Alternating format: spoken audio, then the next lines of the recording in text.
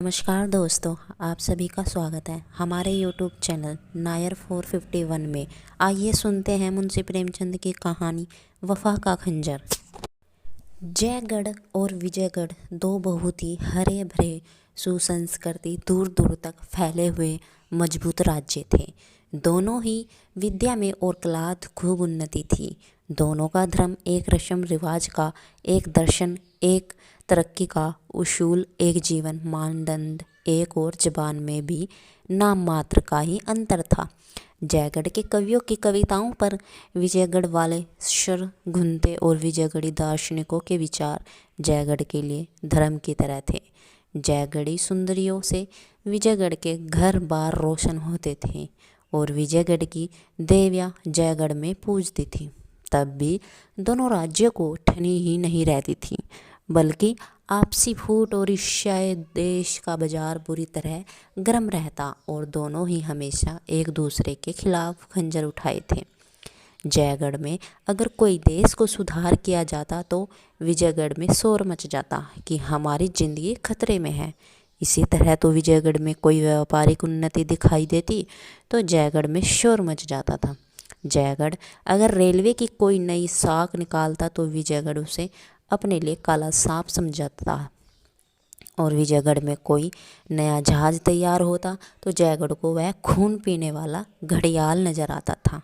अगर यह बदुगामनियाँ अनपढ़ या साधारण लोगों में पैदा होती तो एक बात थी। मज़े की बात यह है कि यह राग देश विद्या और जागृति, वैभव और प्रताप की धरती में पैदा होता था। अशिक्षित और जड़ता की जमीन उनके लिए ठीक ना थी। खास सोच विचार और नियम व्यवस्था के उपजाऊ क्षेत्र में तो इस बीज का बढ़ना कल्पना की शक्ति को भी मात कर देता था। नन्हा सा बीज पलक मारते भर में ऊंचा पूरा तख्त हो जाता था। कूचे और बाजारों में रोने पीटने की सदाएं गूंजने लगती। देश की समस्याओं में एक भूचाल सा आ जाता।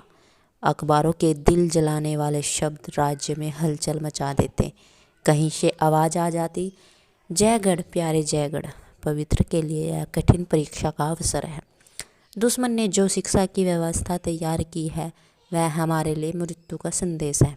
अब ज़रूरत और बहुत सख्त ज़रूरत है कि हम हिम्मत बांधे और साबित कर दे कि जयगढ़ अमर, जयगढ़ इन हमलों में अपनी प्राण रक्षा कर सकता है, नहीं उनका मुंह तोड़ जवाब दे सकता है। अगर हम इस वक्त ना जागे तो जयगढ़ प्यारा जयगढ़ हस्ती के पर्दे से हमेशा के लिए मिट जाएगा और इतिहास भी उसे भुला देगा। दूसरी तरफ से आवाज़ आती है, विजयगढ़ के बेखबर सोने वालों, हमारे मेहरबान पड़ोसियों ने अपने अखबारों की ज़बान बंद करने के लिए जो नए कायदे लागू किए उन पर नाराज़गी का इजहार करना हमारा फ़र्ज है।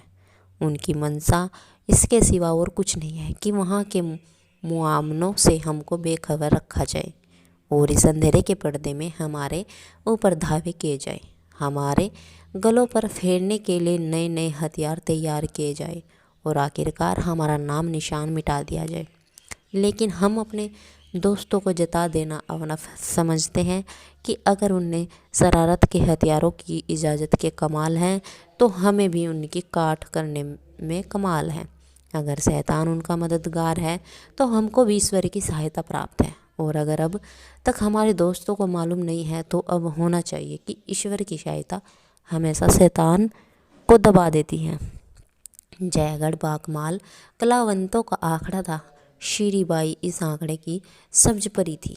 उसकी कला की दूर दूर तक ख्याति थी। वह संगीत की राती थी जिसकी ड्योटी पर बड़े बड़े नामवर आकर सिर झुकाते थे।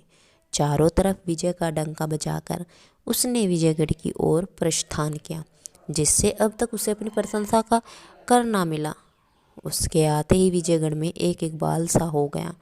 राग देश और अनुचित गर्व हवा से उड़ने वाली सूखी पत्तियों की तरह तितर बितर हो गए। सौंदर्य और राग के बाजार में धूल उड़ने लगी।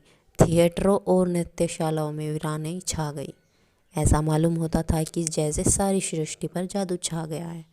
शाम होते ही विजयगढ़ के धनी धोरी जवान बूढ़े श्री बाई की मजाजली की तरफ दौड़ते थे। सारा देश श्री की भक्ति के नशे में डूब गया। विजयगढ़ के संचेत अस्त्रों में देशवासियों के इस पागलपन से एक बेचैनी की हालत पैदा हुई।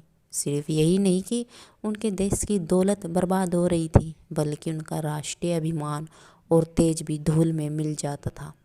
जयगढ़ की एक मामूली नाचने वाली, चाहे वह कितनी ही मीठी अदाओं वाली क्यों ना हो, विजयगढ़ के मनोरंजन का केंद्र बन जाए, यह बहुत बड़ा अन्याय था।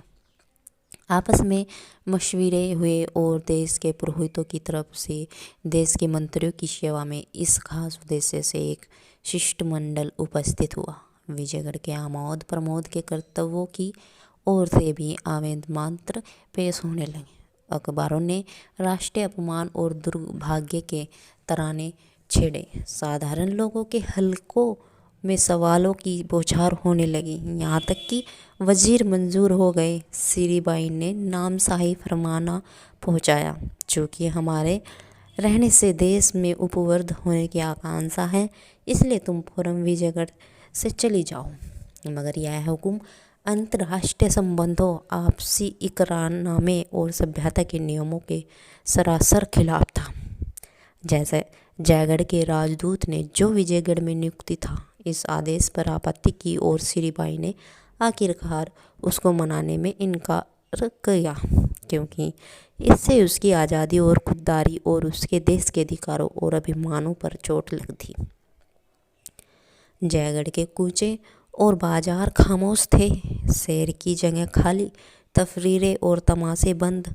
शाही महल के लंबे चौड़े सहने और जनता के हरे भरे मैदानों में आदमियों की भीड़ थी, मगर उनकी जबानें बंद थीं और आंखें लाल।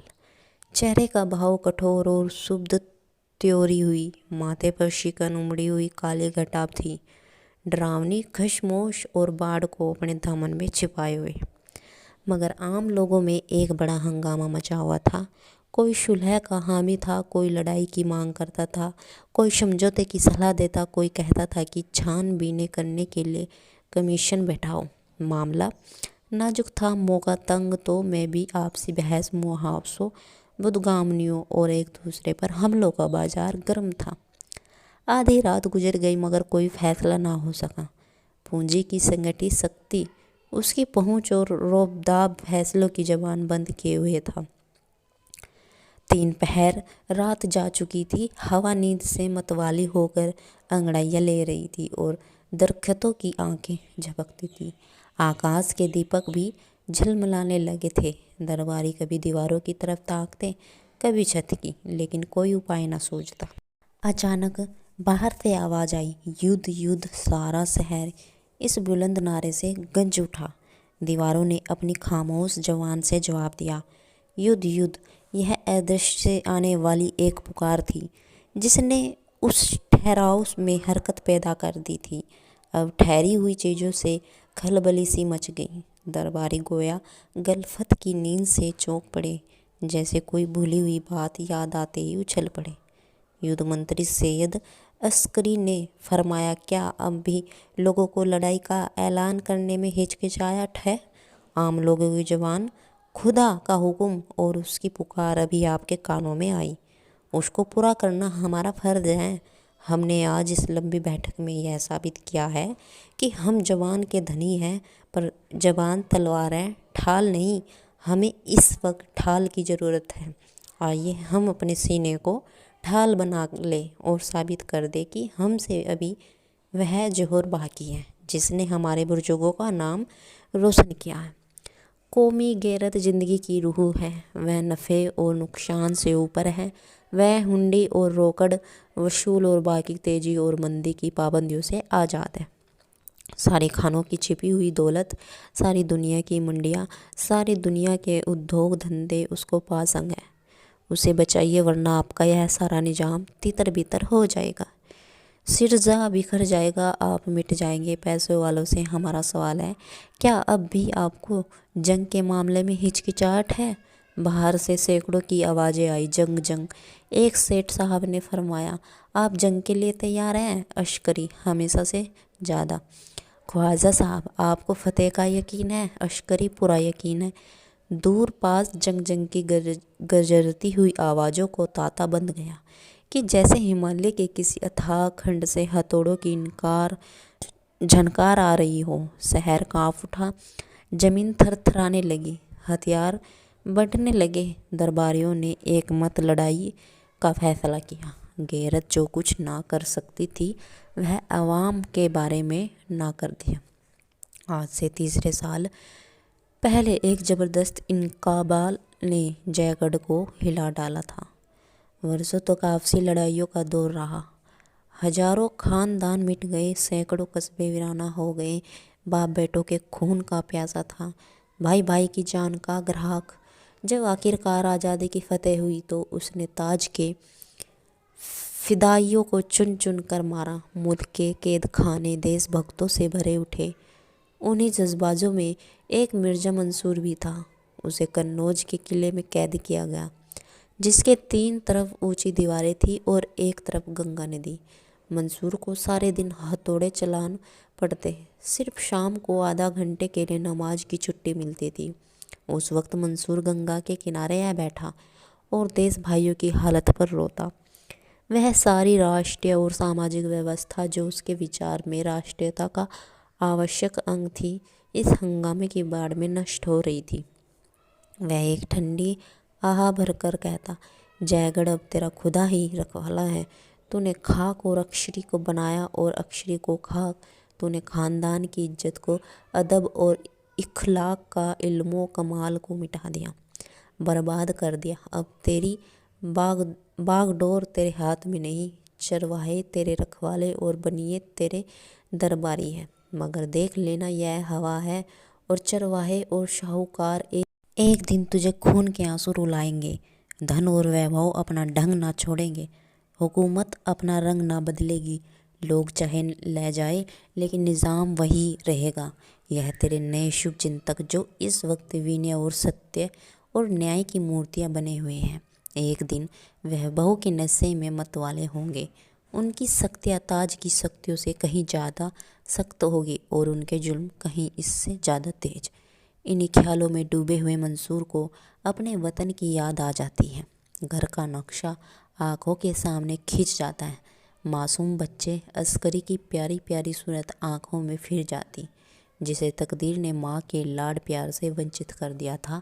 तब मंसूर एक ठंडी आँख खींचकर खड़ा रहा होता है और अपने बेटे से मिलने की पागल इच्छा में उसका जी चाहता कि गंगा कूदकर पार निकल जाऊं। धीरे धीरे इस इच्छा ने इरादे की सूरत अख्तियार की। गंगा उमड़ी हुई और झोर का कहीं पता न था। तेज और गजरती हुई लहरें दौड़ते हुए पहाड़ों के समान थी। पाट देखकर शनर में चक्कर सा आ जाता था। मंसूर ने सोचा, नहीं उतरने दूँ, लेकिन नदी उतरने के बदले भयानक रोग की तरह बढ़ती जाती थी। यहाँ तक कि मंसूर को फिर धीरज न रहा। एक दिन वह रात को उठा और उस पुरशोर लहरों से भरे हुए अंधेरे में कुछ पड़ा। मंसूर सारी रात लहरों के साथ लड़ता भिड़ता रहा, जैसे कोई नन्ही सी चिड़िया तूफान में तफेड़ खा रही थी। कभी उनको गोद में छिपा हुआ, कभी एक रेले में 10 कदम आगे, कभी एक धक्के में 10 कदम पीछे। जिंदगी की लिखावट की जिंदा मिसाल। जब वह नदी के पार हुआ तो एक बेजबान लाश था। सिर्फ सांस बाकी थी और सांस के साथ मिलने की इच्छा। इसके तीसरे दिन मंसूर विजयगढ़ जा पहुंचा। एक गोद में अश्करी था और दूसरे हाथ में गरीबी का छोटा साहू, एक बुकचा। वहाँ उसने अपना नाम सिर्फ मिर्जा जलाल बताया। हुलिया भी बदल लिया था।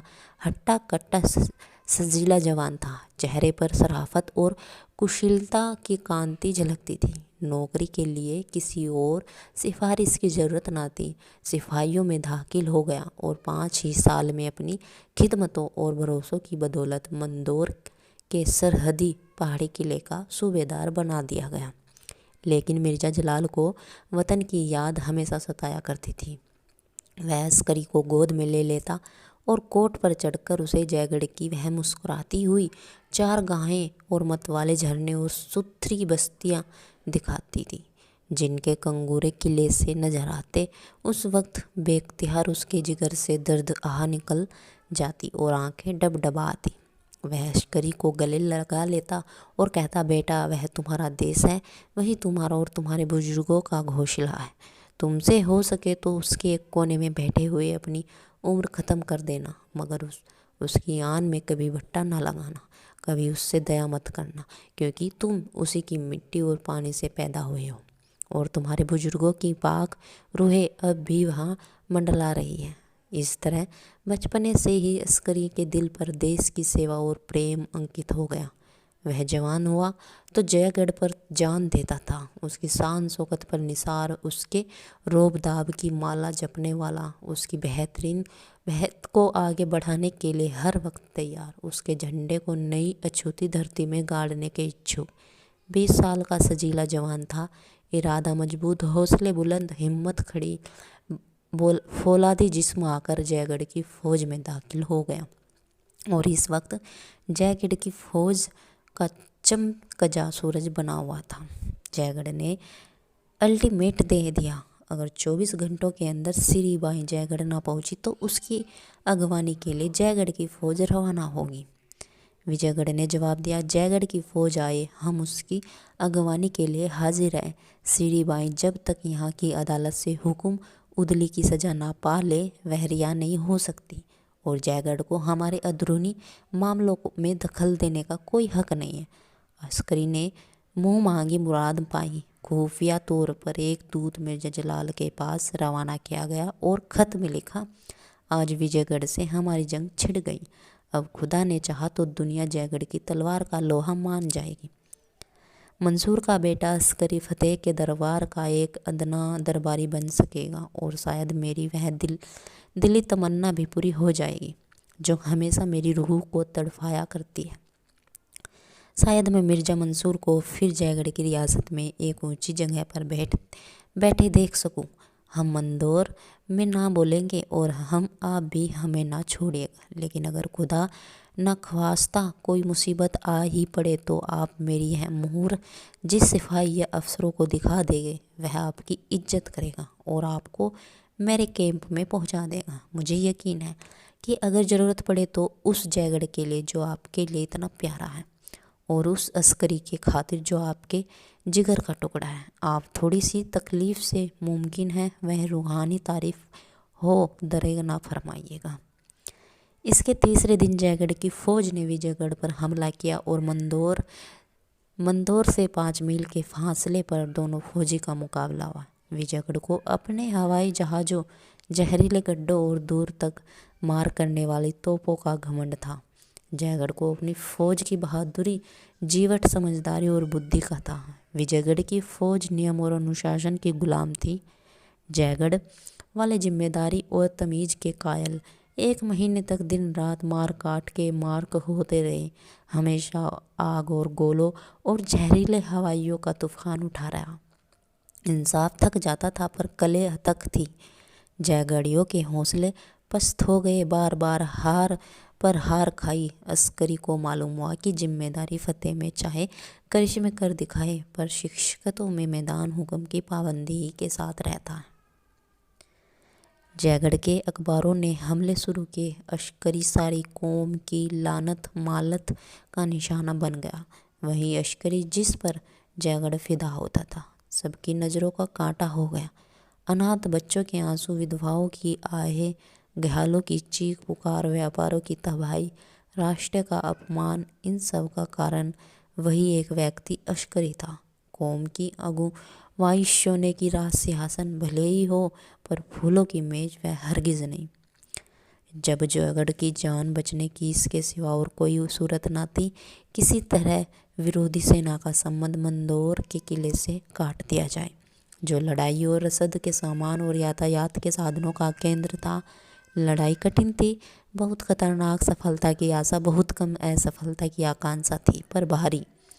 कामयाबी अगर सूखे धान का पानी थी तो नाकामी उसकी आग, मगर छुटकारे की और कोई दूसरी तस्वीर ना थी। अस्करी ने मिर्जा जलाल को लिखा, प्यारे अब्बा जान, अपने पिछले खत में मैंने जिस ज़रूरत का इशारा किया था बदकिस्मती से वह ज़रूरत आ पड़ी। आपका प्यारा जयगढ़ भेड़ियों के पंजे में फंसा हुआ है और आपका प्यारा अस्करी नाउम्मीदों के भंवर में। दोनों आपकी तरफ आस लगाए ताक रहे हैं। आज हमारी आखिरी कोशिश, हम मुखालिफ फ़ौज को मंदोर के किले से अलग करना चाहते हैं। आधी रात के बाद यह मार्का शुरू होगा।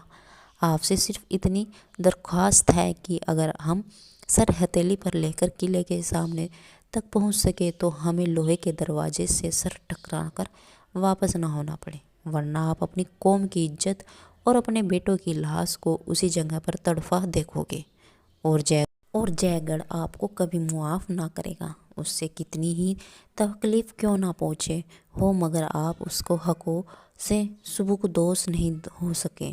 शाम हो चुकी थी। मैदान जंग ऐसा नज़र आता था कि जैसे जंगल जल गया हो।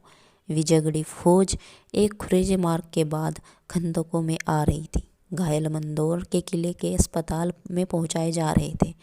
तोहफे थक कर चुप हो गई थी और बंदूकें जरा दम ले रही थी। उसी वक्त जयगढ़ी फौज का एक अफसर विजयगढ़ी वर्दी पहने हुए अक्षरी के खेमे से निकला। थकी हुई तोहफे सर झुकाए हवाई जहाज, घोड़ों की लाश से औधी पड़ी हुई हवाई गाड़ियाँ और सजीव मगर टूटे फूटे किले उसके लिए पर्दे का काम करने लगे।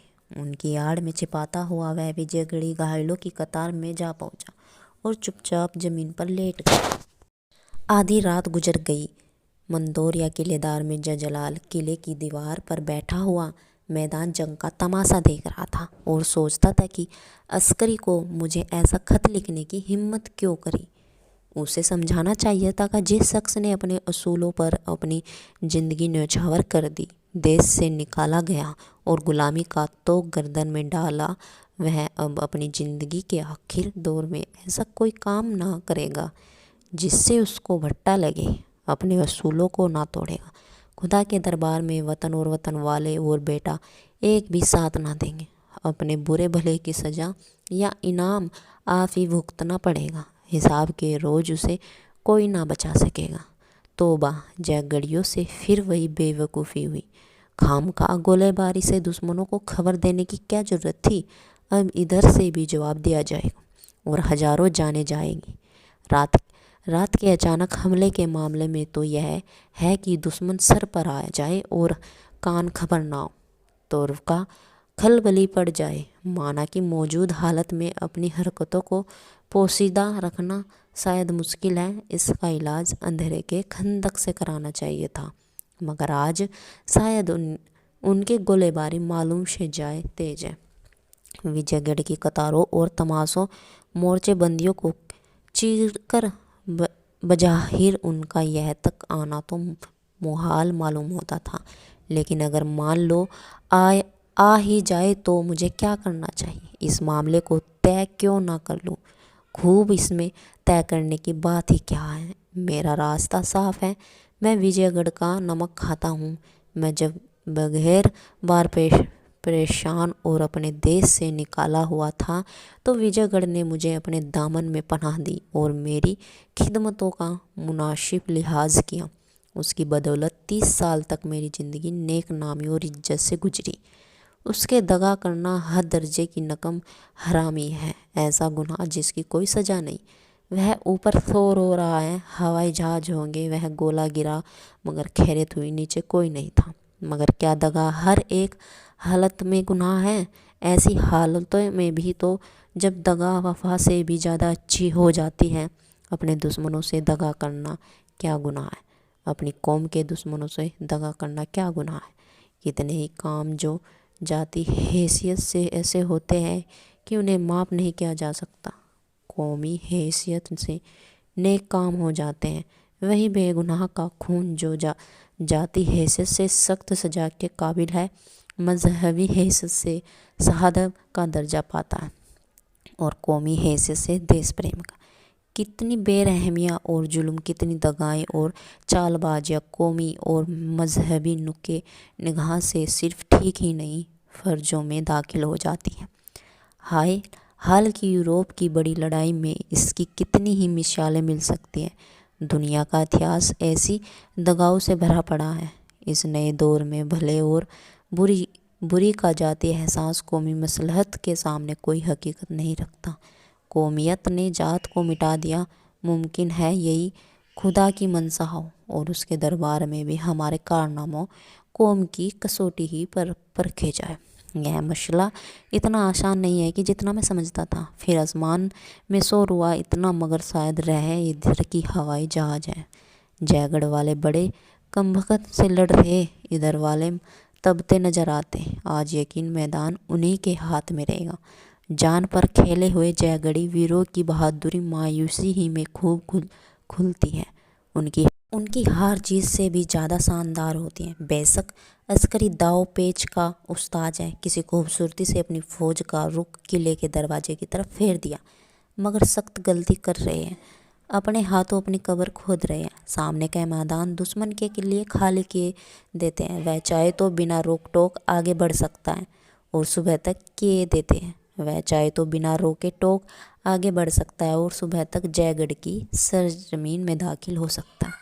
जयगढ़ियों के लिए वापसी या तो गैरमुमकिन है या निहायत खतरनाक। किले का दरवाज़ा बहुत मजबूत है।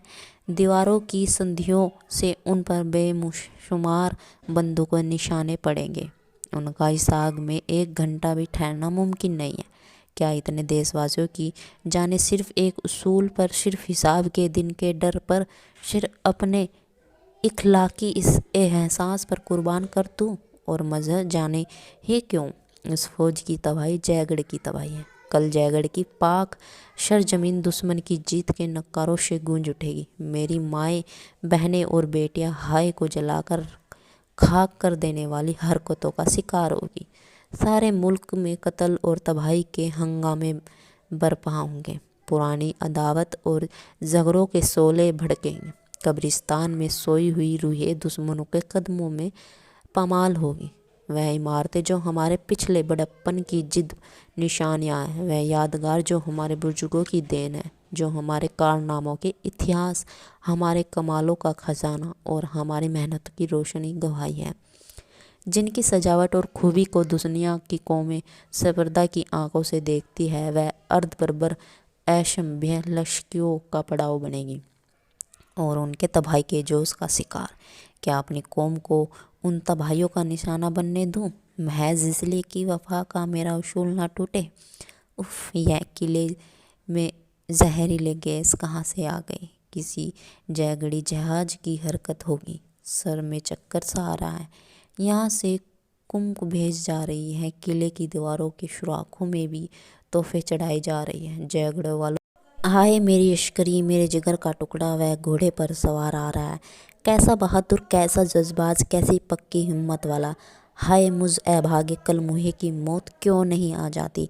मेरे सर पर कोई गोला क्यों नहीं आ गिरता? हाय जिस पौधे को अपने जिगर के खून से पाला, जो मेरी पतझड़ जैसी जिंदगी का सदाबहार फूल था, जो मेरी अंधेरी रात का चिरा, मेरी ज़िंदगी की उम्मीद, मेरी हस्ती का दरामोदार, मेरी आरजू की इंतहा था।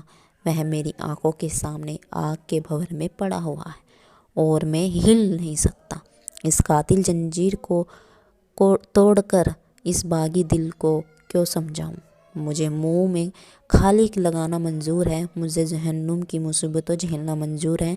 मैं सारी दुनिया के गुनाहों का बोझ अपने सर पर लेने को तैयार हूँ। सिर्फ इस वक्त मुझे गुनाही करने की, वफा के पैमाने को तोड़ने की, नमक हराम बनने की तौफीक दे। इस लम्हे के लिए मुझे शैतानी के हवाले कर दे। मैं नमक हराम बनूंगा, दंगाबाज बनूंगा, पर खोम फरोश नहीं बन सकता। आहे जालिम सुरके उड़ाने की तैयारी कर रहे हैं। सिपाह साल ने हुक्म दे दिया। वह 3 आदमी तहखाने की तरफ चले। जिगर काँप रहा है, जिस्म काँप रहा है। यह आखिरी मौका है, एक लम्हा और बस, फिर अंधेरा और तबाही। हाय मेरे ये बेवफा हाथ पाओ अब भी नहीं हिलते, जैसे इन्होंने मुझसे मुंह मोड़